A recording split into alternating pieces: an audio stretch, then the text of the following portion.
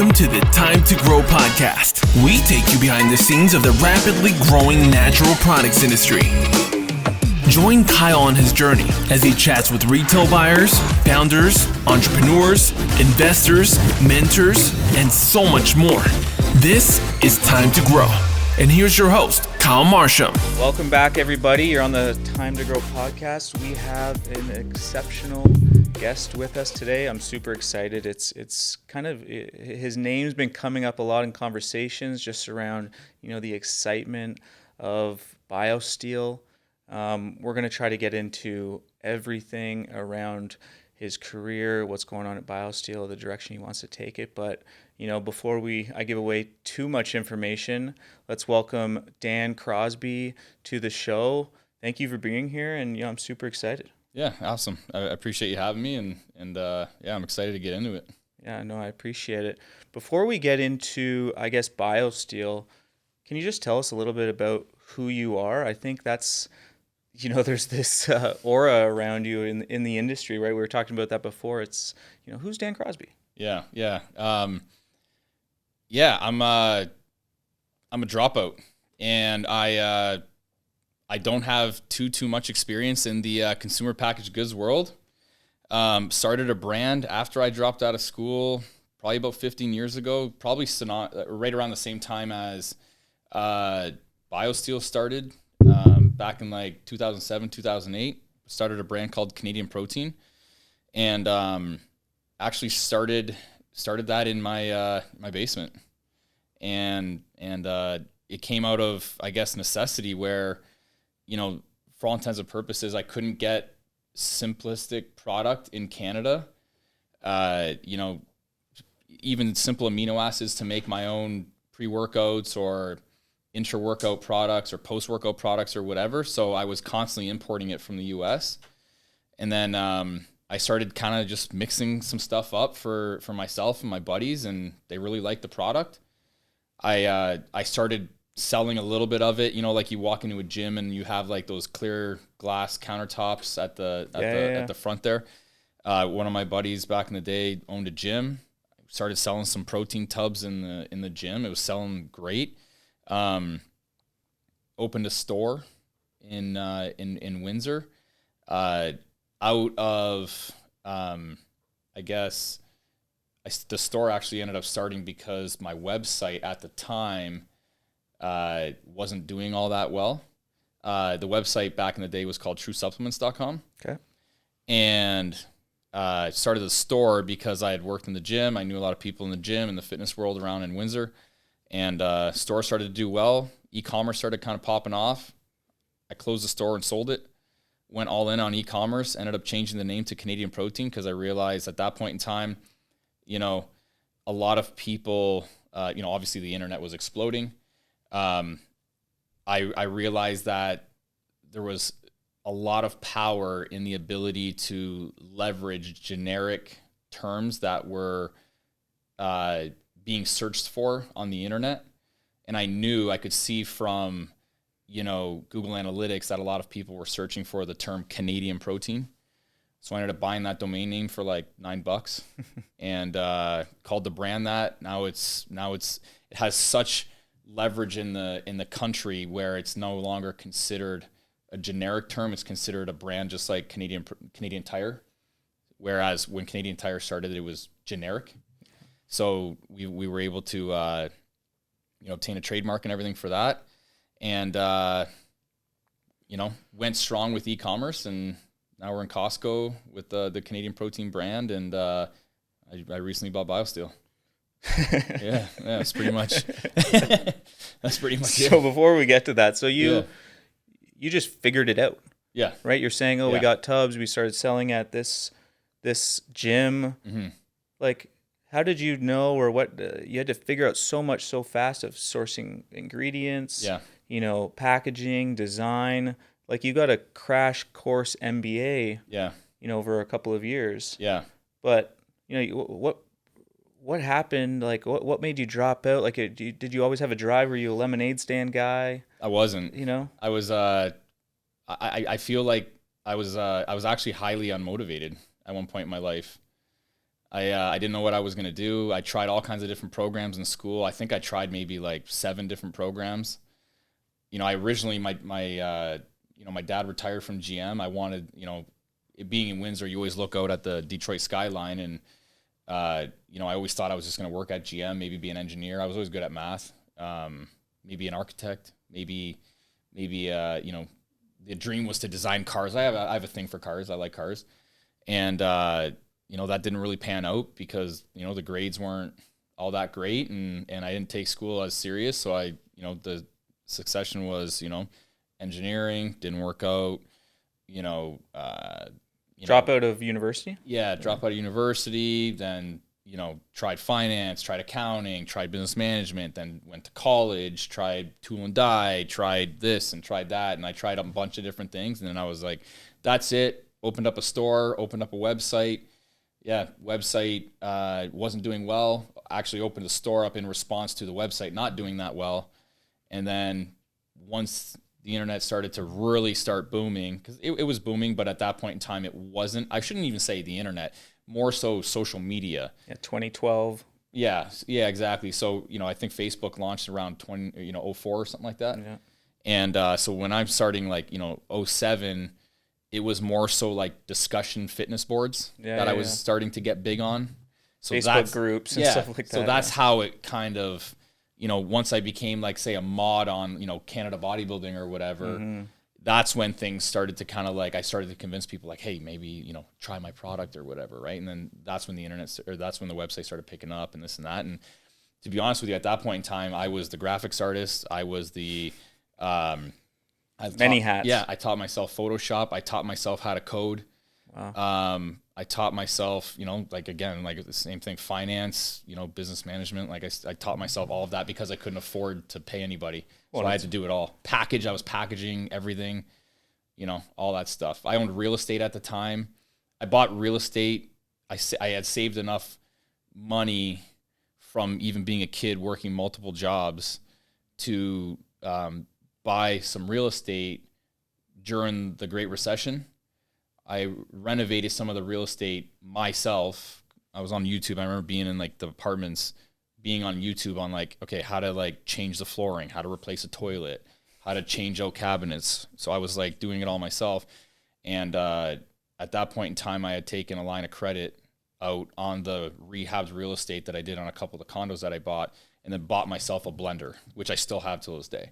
That was my first a commercial blender for powder, ribbon blender. And I was the guy mixing. I was the guy capping everything. So in the beginning, I was, graphics artist, software developer, finance guy, accounting, whatever, and also the guy on the floor mixing and capping all the products. And it was all me. What kind of cars do you have now? I have right now. I've got a twin turbo Lamborghini Performante. I've got a Porsche GT3 RS. I've got a 1964 Cadillac Coupe de Ville lowrider on hydraulics. I've got a 96 Impala SS. I've got a 2006 Corvette Z06. I've got a 97 Viper GTS. I've got a 94 Toyota Supra. All right. Yeah. Got a couple more. Big garage. Yeah, BMW M6. Yeah, so I got a couple cars. That's sweet. Yeah. Did you build Canadian Protein grassroots? You mentioned you went to shows. Were you demoing? What was that whole model like? Predominantly on the internet. Yeah. Totally D2C. Yeah. And then you mentioned that you went to some bodybuilding shows. You started getting it out there. Yep. Afterwards. I did 2 bodybuilding shows. Was extremely put off by them, and never did them again. Really? Yeah. But that was predominantly your consumer base. Yeah, I'm sure. It was predominantly my consumer base, but it wasn't the consumers that I was put off by. It was the other, owners of brands or stores or whatever. People that you're stealing market share from, probably. Right? Yeah, exactly. It is what it is. Yeah. So where did you make most of your success, most of your money? Was it Canadian Protein, or was it mainly real estate? I would say the bulk of I guess, man, I would probably say The bulk of the net worth that I have now is predominantly in the supplement game for Canadian Protein and, you know, a couple other the small brands that I have. But I don't take that money. I take a very small amount of money. I'm hell bent on scaling, so I like to keep all the money in the business. I you know, we just talked about cars or whatever. That came from real estate. Okay. So yeah, so in order for me to, you know, continue to scale, you know, when you got Costco, like we got an IPL from Costco, that's, you know, a couple weeks ago or whatever, you know, for a full year's rotation, it's like $40 million. I have to fund that somehow. Yeah. So for me to fund that, you know, I need some capital. So I like to keep the money in, you know, and then not only that, but, you know, we'll have opportunity to buy truckloads of protein at great prices, or, you know, I like to be an opportunistic buyer, just like I am in real estate. So without the cash flow to be able to take advantage of those buys, you know, you might be, you know, SOL. Yeah, no, it's been an exciting journey by the sounds of it. Yeah, it's been something. Right, and you've just learned everything along the way. 2009, BioSteel was founded, right? 2019, Canopy comes in, buys them, right? 2023, they're in trouble, right? They've overextended themselves through their partnerships and scaling, I guess. What's your perspective on maybe what happened? Not that they did anything wrong, but what do you think put them in a position to be acquired by yourself? Yeah, they overspent and maybe spread themselves too thin. You know, tried to be everything to everyone. You know, from the outside looking in, lacking focus, you know. I keep on hearing the term from others in the CPG world that are, I guess, quote unquote experts, that they were marketing to empty shelves.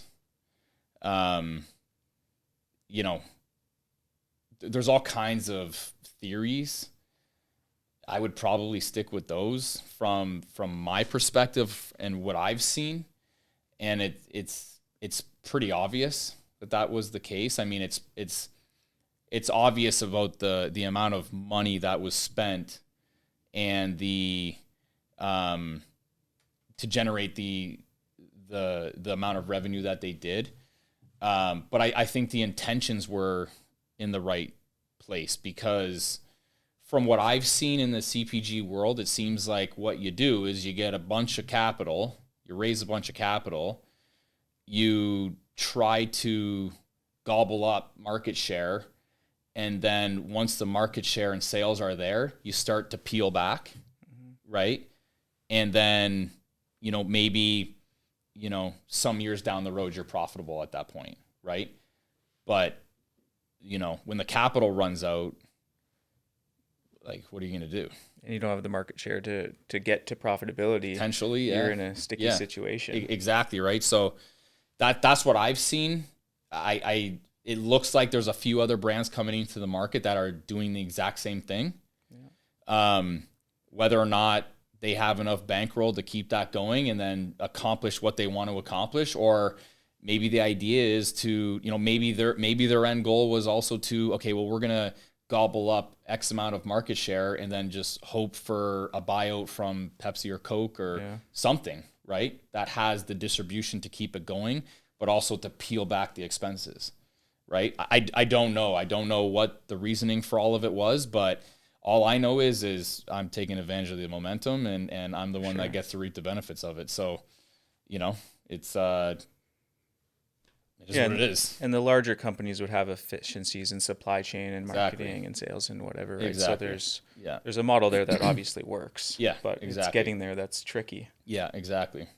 So what was the process of you know, you put in a bid? What attracted you? Like, what was that day like where it's like, I think we might buy BioSteel? Yeah. So, man, this was a little bit of a wild scenario as well. My right-hand man, I worked there, Clark, I want to say it was him, and then I believe it was maybe my IT developer that came to me and actually sent it over to me saying like, hey, these guys are in trouble. You might want to look into this.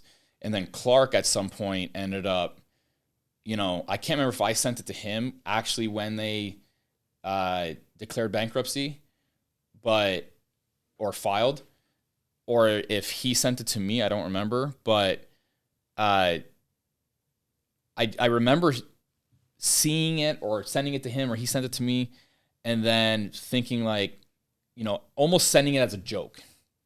But he was like, hey, no, we should like actually consider this. And I'm like, man, come on. Like, it's BioSteel. Like I see it everywhere, right? I see it at the arenas, the baseball diamonds. Like there's no way that I'm going to walk in here and own something like this. It's a monster, right? And he's like, well, hey, let's just shoot, like, and take the shot and see what happens, right? And we went through the whole process of getting all the docs and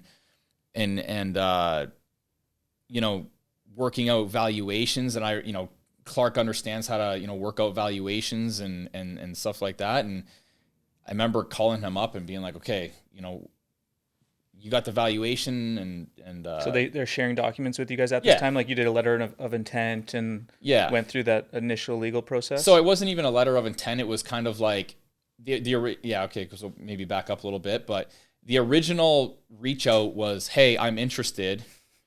And via email, Instagram, DM? No, it was more like the investment bank, right? The investment bank that was soliciting the sale. Yeah.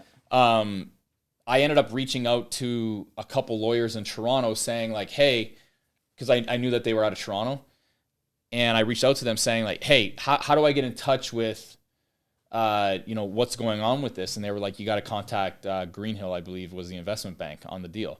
So I contacted Greenhill, got in touch with the investment banker that was on the file, and it was almost a little bit of like an interview process of like, okay, well, who are you? Can you even do this? And can you support and bankroll a potential deal even like this? So I had to essentially almost even interview for the ability to buy it. So that's how the original process started.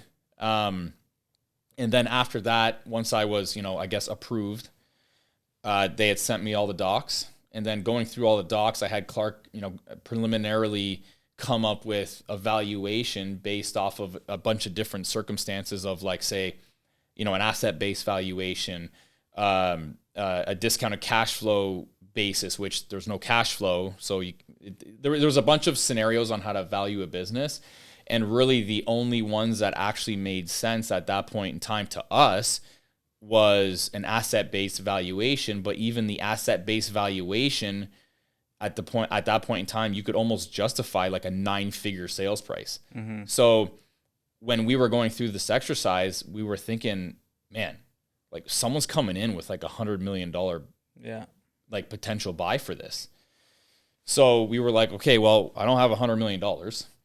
And the way that these things work is they're so quick that there's no like financing conditions, like good luck. Like if the process was so quick that you're not going to a bank. It's either going to be, what we were thinking was it's either going to be a big conglomerate, like big consumer packaged goods conglomerate, or a beverage company that's going to gobble this up for market share, or maybe even, just make them go away and fill the shelves with their own brand, or keep BioSteel alive and just bring in their own efficiencies by leveraging their internal sources. Or you had all the leverage. You had all the leverage. Yeah. So, or it's just going to be like private equity that's going to, reposition the brand and make it profitable, right? And turn it around and sell it in 3 years or 5 years, whatever. But, I shot the shot and won. So, do you know how many other companies were involved, or they didn't disclose that, or you can't disclose that? So I can't disclose it, but there was a number of very, I've had a couple candid conversations with, not Greenhill, a couple other people that were behind the scenes a little bit. I heard that there was a couple pretty big names that were looking into acquiring it. And then also, people that had, maybe some intimate experience with the brand, as well as just random people also maybe in the space, not in the space. But what I did here was the big guys that wanted to come to the table, they could not get their head wrapped around how to maintain and also like rope in the massive cash burn that was going on. They couldn't. What I was being told is they had a hard time understanding how to generate that amount of sales without spending that amount of capital to generate that number. And I was looking at it like, well, that's really easy because I have my own manufacturing facilities. Yeah. I have 2 manufacturing licensed facilities that I can manufacture product. I can't make the RTDs yet, but I make powder. I have all the tools. I have all the staffing. I have all of the, internal leverage to take this brand and make it profitable, also with a fraction of the people, right? And even at the end of the day, even if I had to completely scale the brand back. So originally when I actually assumed the brand, I was, before the deal closed, I'm thinking in my head, I'm like, worst case scenario, this stays website, Amazon, in Canada, in the US, and I'm still okay. Worst case, because those are the channels that I understand how to leverage. Yeah. And if whatever retailer wants to still come into the picture and sell the product, it's gravy. Problem is when I assume the brand, there's so many retailers that still wanted the product. I mean, the BioSteel RTDs have a permanent placement in Costco. Like that's so coveted. Yeah. I don't have a permanent placement with Canadian Protein, right? But they have a permanent placement with the RTDs. So like, how do you turn that away? So, but the problem is with the retail sector of things, that was just not my world. There's rebates, chargebacks. The level of nuance in that space is unreal. So just from the sheer interest in keeping the brand and keeping with the momentum, it was just a no-brainer just to stay in the retail market and protect that also, right? I know there was a lot of chatter about me taking the brand online only. That's just not even close to the case. It's a retail brand, and I plan on protecting those channels for sure. Yeah, like as soon as you start looking at the retail business, right? You have all the channels, right? You're in gas convenience, you have wholesale, Costco, Walmart, then you have the natural independents, you're dealing with distributors. Yeah. You're probably getting contacted by brokers. You got a whole mess of this web of CPG that you're not used to. Yeah. So what have you done to kind of safeguard the retail business? You mentioned you brought in some key people, or you kept some key people from BioSteel to kind of run those channels. Yeah, I brought in someone from the previous BioSteel team there that has a lot of experience in the CPG world. He's got 15 years with General Mills. And he also brought someone in from the General Mills team as well. And then I've been working, with a couple guys that, have a lot of experience with the brand BioSteel. They haven't come on officially with the brand, but it's looking like we're probably going to be, have some sort of relationship, long term eventually. But I needed some support with understanding that world.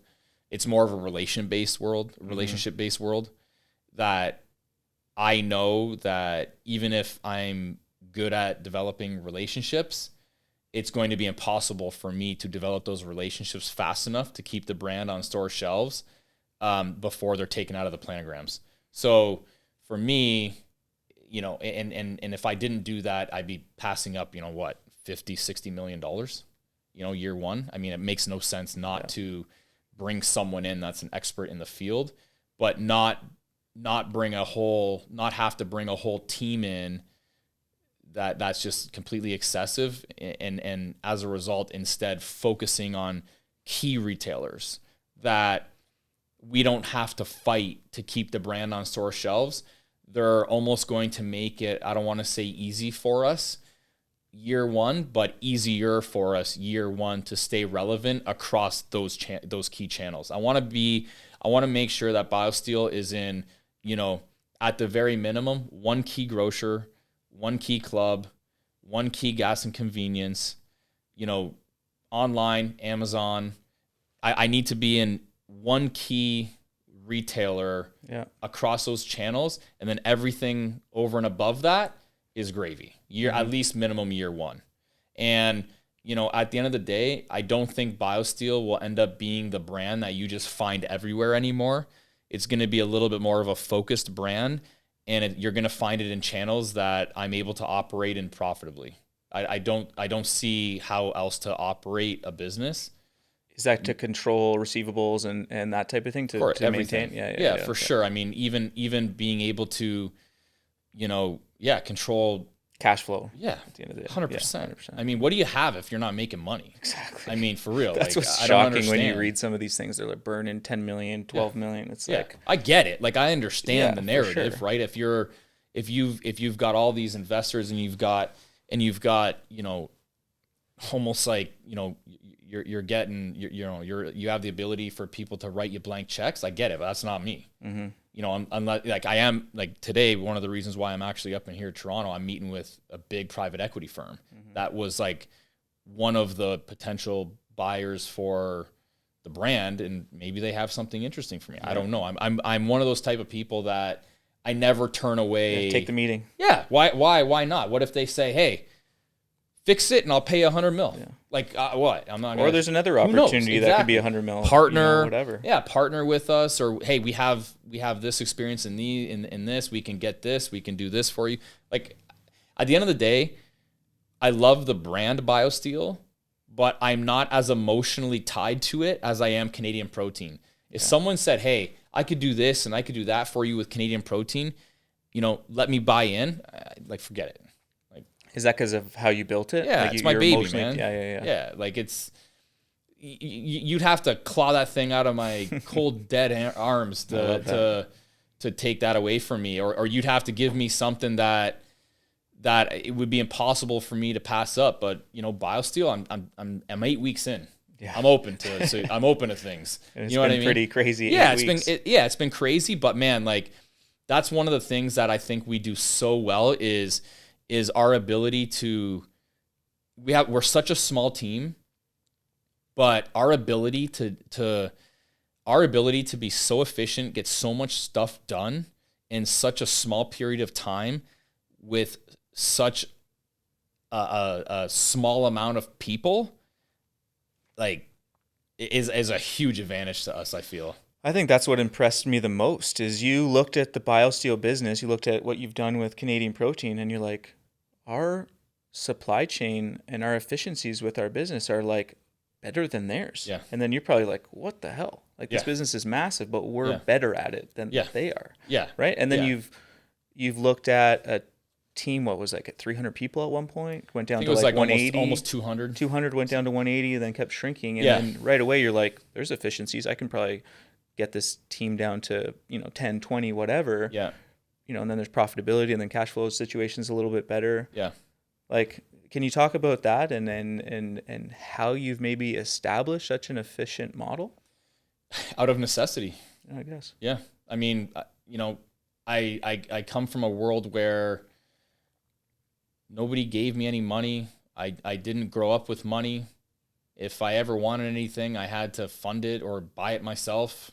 My first car, like, I remember my parents, I'm like, hey, I want to get a car. And they're like, okay, well, go buy one. Like, they didn't give me like money, it wasn't the case. And, even for, I have a different mentality. I try to, I'm a little scrappier, I'll try to get by with what I can get by with. And, at the end of the day, if that just means I got to put in, 20-hour days versus like a 10-hour day, I will. And that's what I'm doing now, right? Like, because I assume BioSteel, it's my days are more like 16, 20, 18-hour days. I'm just taking on more work.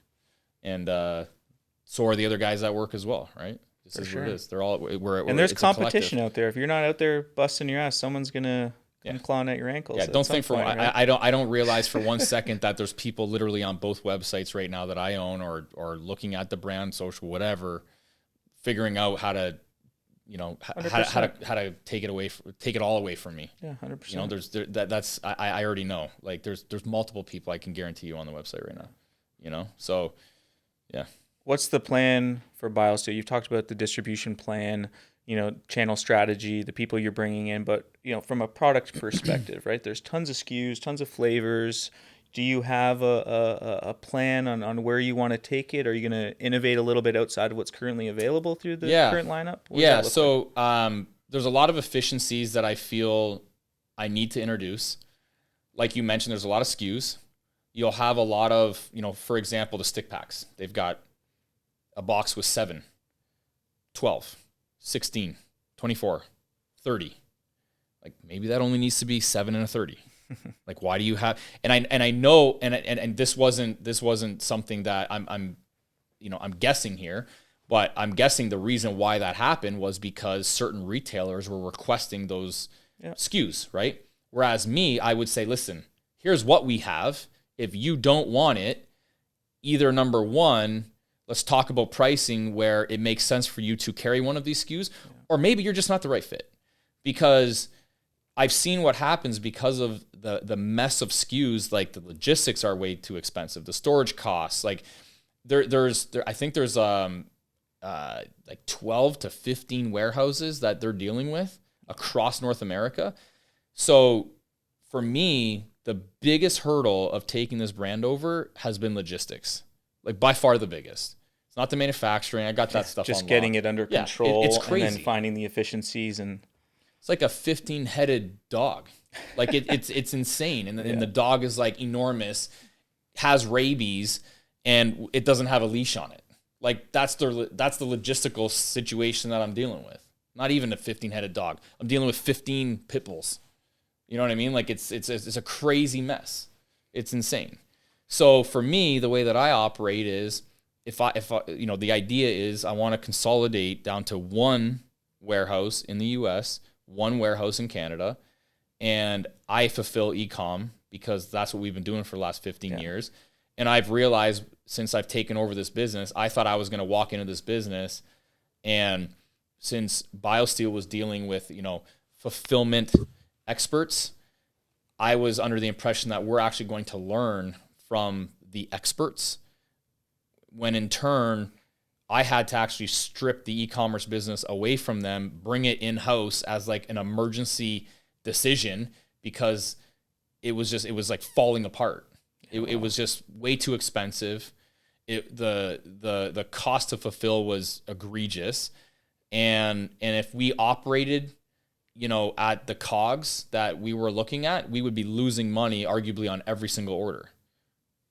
I can't operate like that. So I brought it in-house and we're hella profitable. Yeah, that's got to be the result of just scaling too fast, bringing people in and just trying to solve for, one thing and not looking at the rest of the business, right? And I mean, it's working, so let's, whatever. Or just like being motivated by top line revenue or something, right? Yeah. Like where let's just get it out where, you have a scenario where, RTDs are, first of all, RTDs are a big portion of the business. Yeah. Why are you not selling them online? We can't sell them online because they're too heavy, but they're not really too heavy. They're only 15 pounds, and all of these couriers have a limit of 65 pounds. So again, why are you not selling them online? Mm-hmm. I sell 50, 60 pounds of protein to one person all the time. Yeah. Like, why are you not? Well, because we don't have the right case sizes to ship them. Why don't you? Uline's down the street. Like, get the box. Figure it out. Like, how are you not figuring this out? Yeah. Well, it takes time to, this. And I'm like, when I want a new box size, I tell the guys at work in the shipping department, hey, I want to ship 4 RTDs in one box. Figure it out. Yeah. And I want to figure it out today. Just run a simple math. Get me pricing. How much do we have to sell it at? What profit are we going to make? And like put it online. Yeah. Measure the RTD and throw it into ChatGPT. It'll tell you what box to get. Exactly. Like, I don't know what why are we going so slow here, right? So that was my approach to all of this, and we're just able to move so much quicker, right? We're able to pivot so much quicker. We're able to do things so much quicker, And that's been, I took over the brand and with nobody else, like just our internal team at Canadian Protein. So, now we're having to bring other people in. But the reason for that was because I was, first of all, I wasn't comfortable bringing people in who I didn't know was responsible for the business being in the position that it's in. Exactly. That's number one. Yeah. You don't really know, right, who you're bringing in. Yeah. And then number two, I needed to know where we suck, right? Maybe I suck at understanding the retail channels because I have zero experience. I understand a lot now, and I realize that if you want to work with BioSteel, you'll probably end up getting a better deal if you want to set like a dead nuts net price and I don't even want to see an email about chargebacks and rebates. Yeah. I'll get you. I would rather be more profitable that way so that it's just simpler. Well, remove some of the administrative stuff, like you said, all the deductions and all the crap coming in, right? Let the retailer manage it to a certain degree. You just manage the supply chain, and it fixes it a little bit. Yeah. But the retail world doesn't work like that. They want the chargeback. They have the programs. If you miss your delivery or whatever, like it gets so crazy so fast. And we've been successful at that thus far because some of the retailers and some of I should say more the distributors are okay with it. Mm-hmm. Maybe not the retailers. But the distributors are like, perfect. I make more margin and I just handle it in-house. It's cleaner. It's way cleaner. And that's what I'm used to. Hey, you want to sell a product? Here's the price. Yeah, direct you make your margin. Yeah. And that's it. Yeah. So it's just a simpler process, and that's what I was used to. That's why I'm trying to push that a little bit. Yeah. But like Costco, no. Walmart, no. Sobeys, no. They want they have their programs and they have them for a reason, and you're not going to change that. And I understand that. More so the distributors that you're able to work with and this and that. And I'm happy giving them more margin for them to take on that type of situation. I'd rather that scenario anyways. How about marketing, right? BioSteel was built on these professional athlete partnerships, the NHL. I don't know how much we can get into on the NHL partnership, but what's the plan there in continuing that or being this professional athlete performance driven brand? Because I think that's from my personal perspective, it was always BioSteel was always you have to be high performance to consume it. Yeah, right. I was taking it through high school when I was in the gym and stuff like that. So don't get me wrong, I love BioSteel, but it was always performance athlete. Yeah. I need to be high performing to consume it. Yeah. But I'd love to hear your thoughts on that approach from the marketing angle and it becoming a household brand, right? For sure. So obviously, we don't have the capital and the bankroll to do what they were doing. That's a given. Yeah. So we have to get a little more scrappier to garner attention. So, also I'm very hopeful that I'm going to be able to strike up a full, a long-term agreement with the NHL. I am talking with them, and they're actually they're still very interested in working with BioSteel. I can say that. I do feel like listen, BioSteel was started in the NHL. It was started by an NHL player for NHL athletes. It's BioSteel to hockey is what Gatorade is to football. It's the same. It's pretty crazy scenario. What they were able to do, though. It's a David and Goliath. You're going up against Gatorade. Yeah. Next thing you know, they got BioSteel on all the benches. It's everywhere, and it's pretty friggin' impressive. 100%, yeah, 100%. I mean, you pump enough money into something, you know what I mean? I don't know that it even matters. Sometimes money isn't even you need a lot more than that, right? For sure. And I think that's I think it had the authentic story behind it to at least propel it to that point, right? I mean, the brand was doing well into the 8 figures without the NHL deal, without all of those huge sponsorship and endorsements. It was already doing a good amount of business. Mm-hmm. So there is a successful product base there. Yeah. But yeah, I am hopeful that BioSteel will remain the official drink of the NHL. Awesome. With that being said, I think what we end up doing is we end up pivoting to, a little bit more grassroots. getting behind, minor sports associations. Love it. Leveraging influencers, but maybe not the highest end of influencers, more of maybe the micro and the nano influencers, who organically and authentically love the brand. I think that that's key, because I don't like relationships that feel, number one, forced. Transactional. Exactly, transactional. And I don't want to get into a relationship that feels like I'm constantly nudging someone to do something that I'm hoping to get an authentic and organic response from in the first place. Yeah. I like these guys that they would do it regardless. Now they're just being compensated for it out of respect.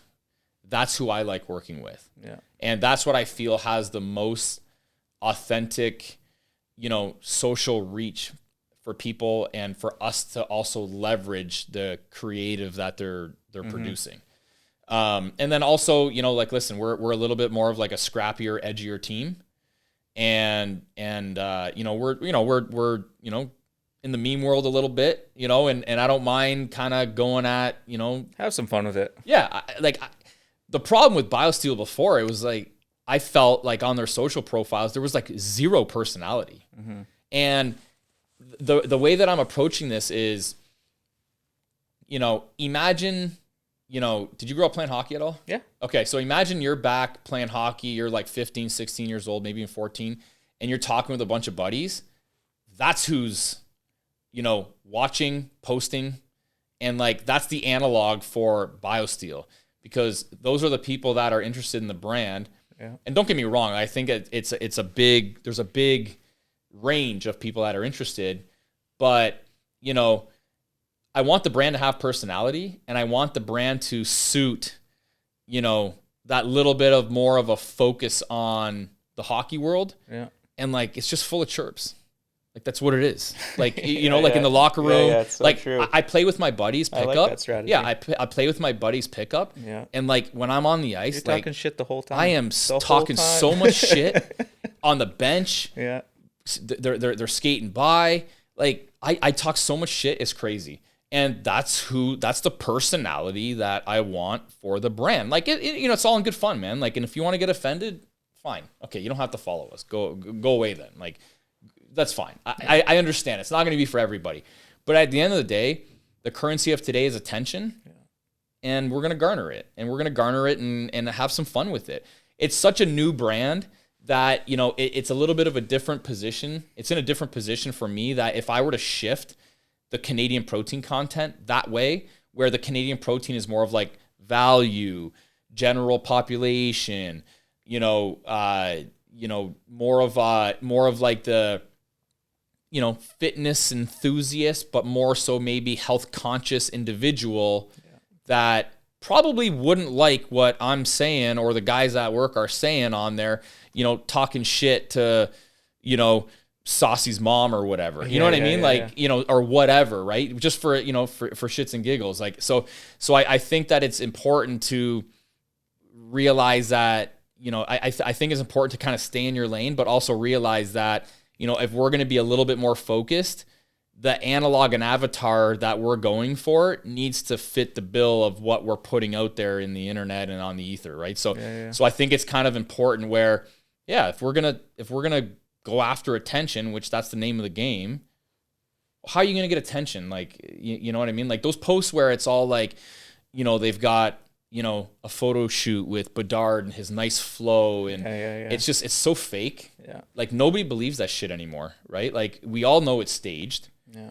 There was just a release of one of the previous athletes that were sponsored. It was so staged. It was so obvious. It was almost ridiculous. And behind the what was the TV show where they gave you a behind the scenes look of the NHL when it was leading up to New Year's Eve? Where they had them all mic'd up, right? The only reason that was so successful because you just heard them talking shit the whole time.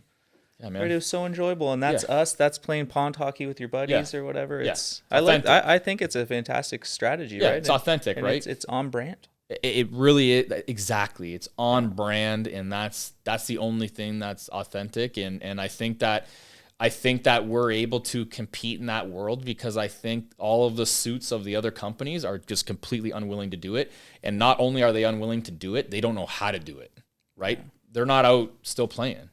Yeah, maybe they are, interesting. But it's BioSteel turned into this big corporate brand. Yeah. Now it's almost like it's got the revenue, the equity, the recognition, the consumer loyalty, but now it's back into startup, scrappy, lean mode, right? So it's going to be exciting to watch what happens. Yeah, 100%, man. Because I think that model really, really works. Yeah. Right? And the scale sometimes screws it up. 100%. Right? But it'll be exciting to see what you do with it. Yeah, I think the try to be everything to everyone in every sport and every athlete is a problem. Mm-hmm. I think that it's different when you have the 40 years or however long, 50 years, however long Gatorade's been out. That's a different scenario. Different beast, it's totally different. You also have the backing and distribution of Pepsi.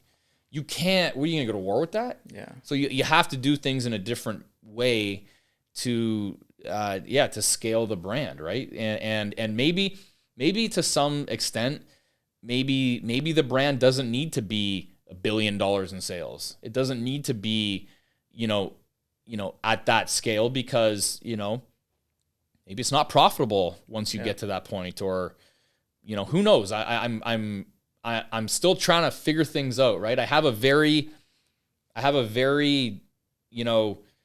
focused idea of where I want to take the brand, and I feel like the brand needs that focus to be successful. But in terms of, dollar figures, and what I think the trajectory of the revenue could potentially be is I do think it's, even double what I think we're going to do this year, which is probably on target to do $60 to $70 million. I think it could double in probably 2, 3, 4 years by leveraging the success in key retailers in Canada and going to the States. Yeah. That's what I think is possible. Because they all talk, right? Costco Canada talks to Costco US. Walmart too, right? They're sharing data, right? Exactly. If you're right? successful over there, there's no reason why it can't be successful. Exactly. But I think where the focus comes in is, I don't think maybe BioSteel doesn't need to be in New Mexico, right? There's probably no hockey in New Mexico, or probably very little. I could be wrong. I don't know, but I'm going to guess.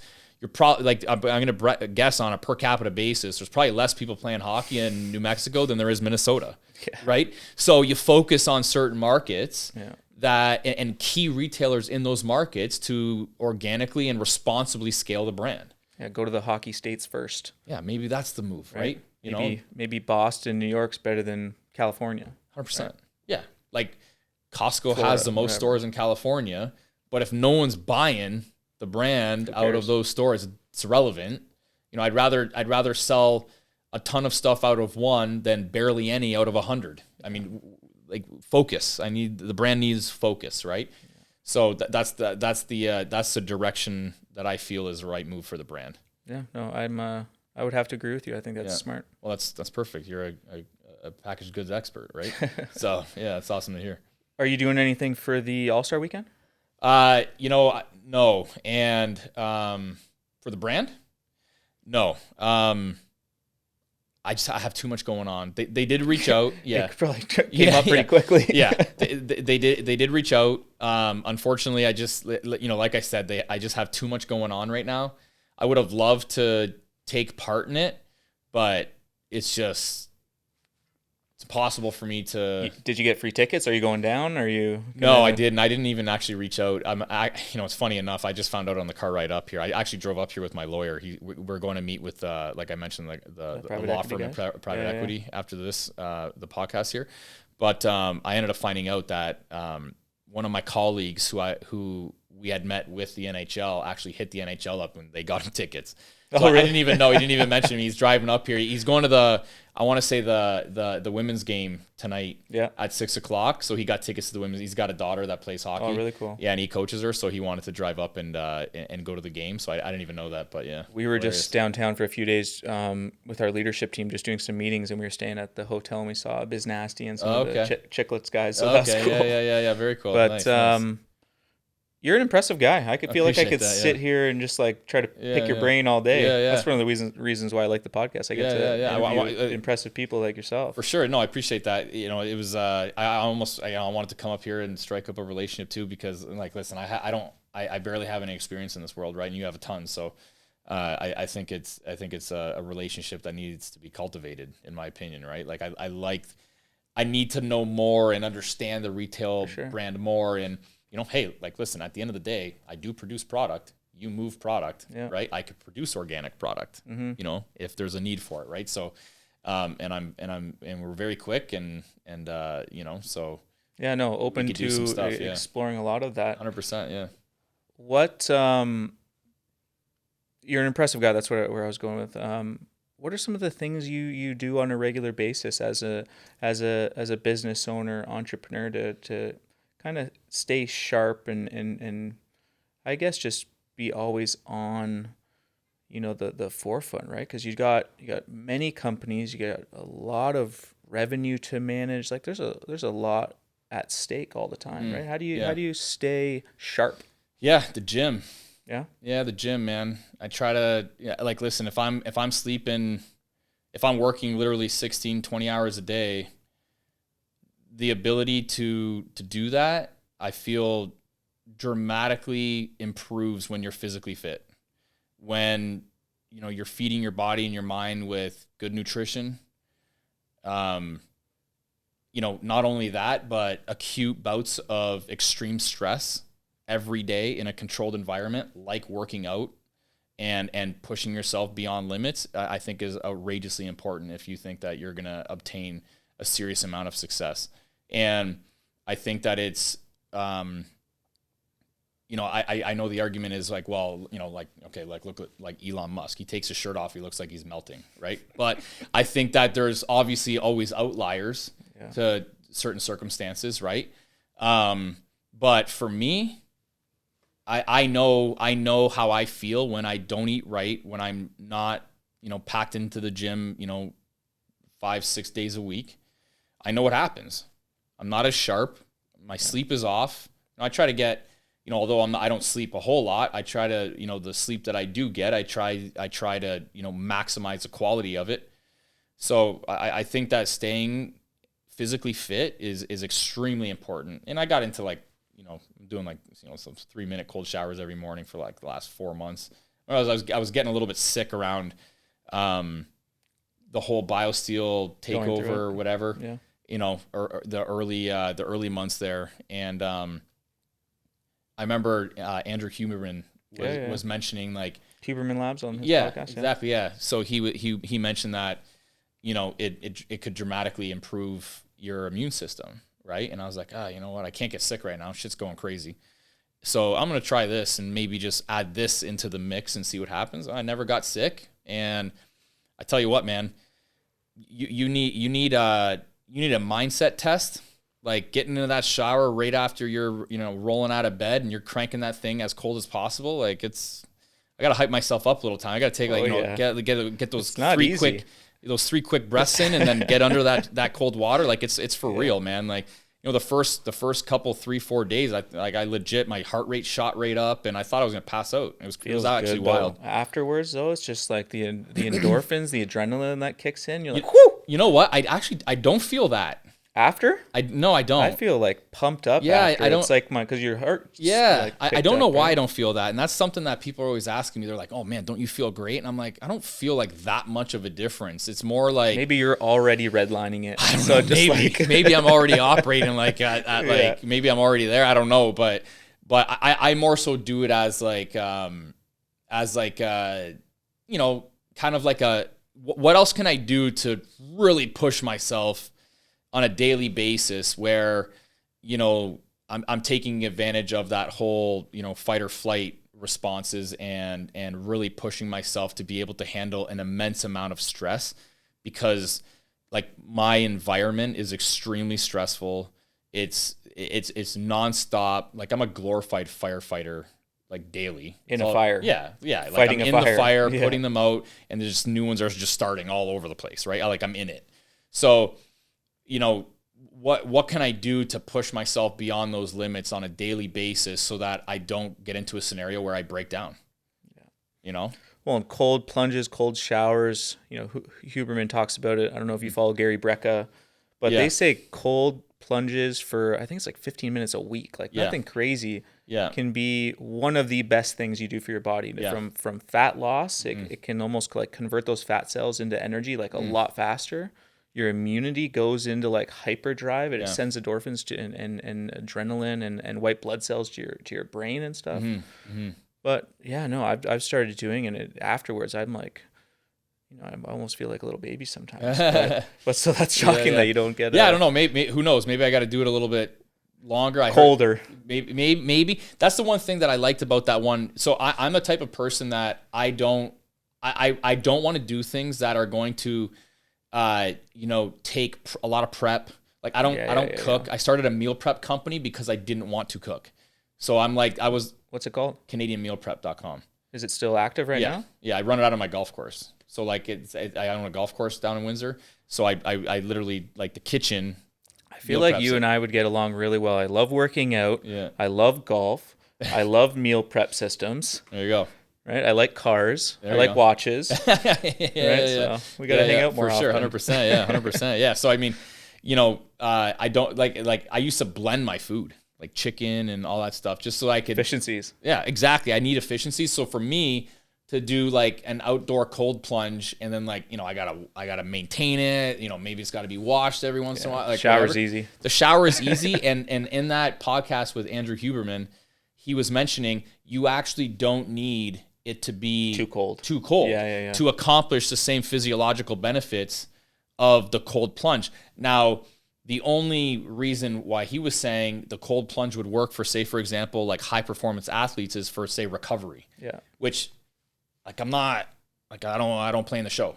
So, like, it doesn't matter for me. I'm doing it for the physiological benefits, not for, like, the recovery benefits, right? So, for me, it's every morning. I already have a shower in my house. I don't need to go buy something. I don't need to set something up. I don't need to maintain it. I'm done. So it's just easy for me, right? And ease is, I got enough shit going on. I need it to be easy, Yeah, no, 100%. Yeah.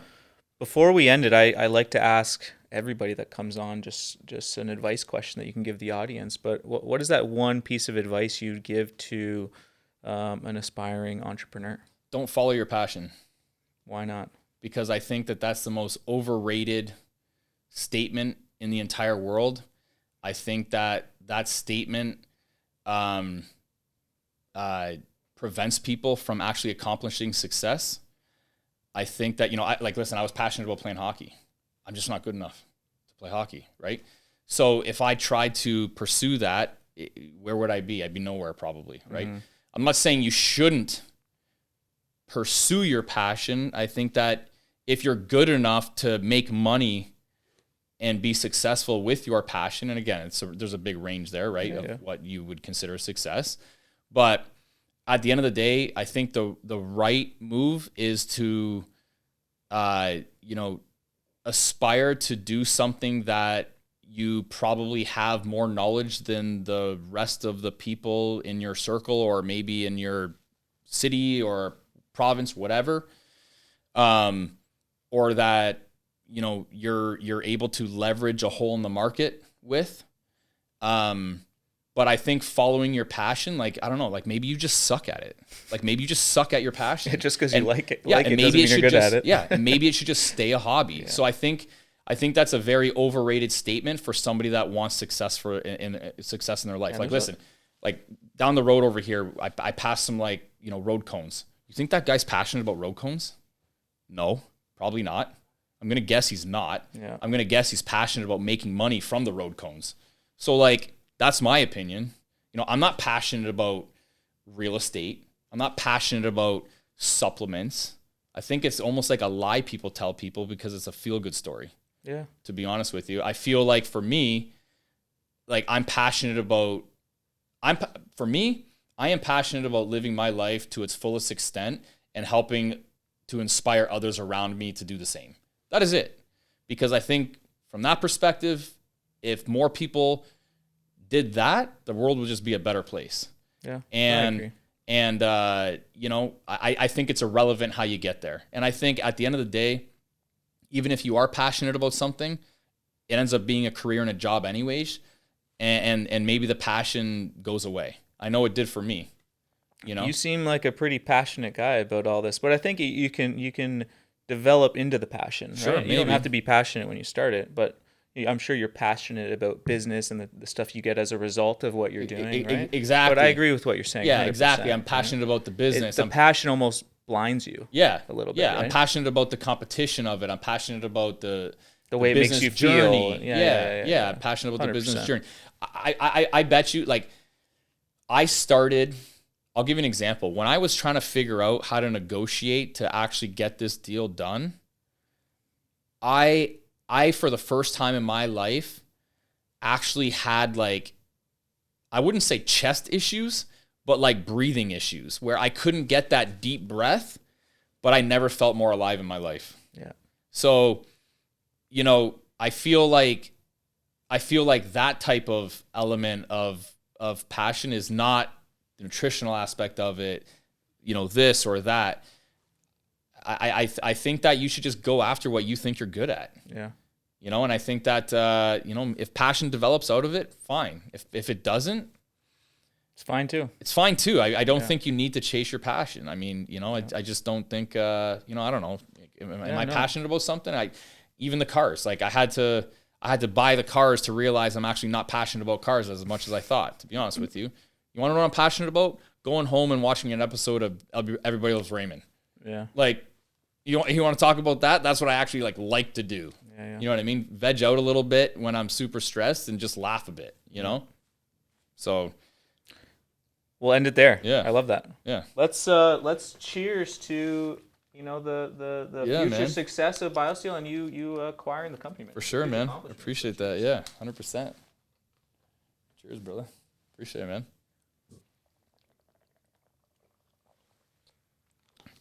I will say this. I'm not like a fruity guy. And like, if I saw this on the shelf, I would never buy this shit. Like with all the fruit and everything on it. You know what I mean? Mm-hmm. Probably buy that. Yeah. But like, I've never had one of these where I didn't like the flavor. Yeah, no, I agree. Like, I don't know. Like, if they did one thing right, it was formulate this. It's a product. They developed a really great product. Yeah. I don't know that I'd be able to do a better job. I got to be honest. Like, they didn't do it. They hired a company to do it. But like, we have internal formulation and like a lab and everything. Yeah. I got to be honest. I don't know that I'd be able to do a better job than this. If they did one thing good, it's this for sure. Like, no question. I'm excited to see where you take it. And then keep the LinkedIn updates going. I love how you're open about the journey. It's exciting. Yeah, you know what I got to work on? I got to work on the ability to just get more organic content going while I'm like in the mix. And everybody's like, "Oh man, maybe you should hire somebody just like to follow you around." And I'm like, "Oh my god." Yeah, if you want to talk to him, that's what he does best. Yeah. So people are telling me to do that and everything because they want to see like. Because the one thing that BioSteel didn't have was they just had offices and they didn't do any of their own shit. Like we do our own shit, right? So I think that I got my own facility. We just brought in like $1.5 million of like automated manufacturing equipment, which is like wild equipment and big ass blenders, and so it's interesting, man. Like because at the same time, Canadian protein is still growing. Exactly. Right? Yeah, exactly. So you got this thing you're dealing with. You got Canadian protein that's probably growing, right? And it's probably they're probably leveraging each other because now your name's on the map a little bit more because of BioSteel. Yeah. So that's probably supporting that. Yeah. You can probably leverage that to get larger buy-ins with Costco and stuff like that. Yeah, for sure. Yeah. So like one of the distributors in Canada actually picked up the Canadian protein brand. So for sure we can leverage it and that's cool. Yeah, do that and everything. But we're just the problem right now is like we're getting to the point where Canadian protein is a little bit stagnant.